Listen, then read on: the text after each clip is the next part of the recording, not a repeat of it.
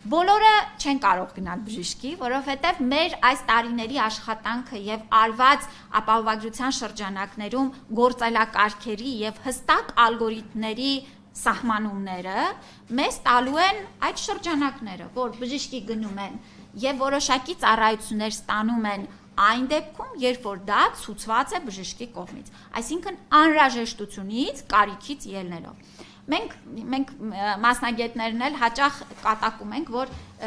բան ունենք, երբեմն երկու ծայրահեղ մոտեցումներ ունենք, որ մարդը գնում է բժշկի միայն շտապօգնության միջոցով, երբ որ իսկապես էլ չի կարողանում սիմպտոմները կառավարել, կամ էլ երբ որ մի հատ փռշտում է, այսինքն այս երկու ծայրահեղություններից մենք պիտի գանք ճիշտ վարքագծի։ Այո, բոլոր գլխացավերի եւ մեկ անգամ փռշտալուց MRT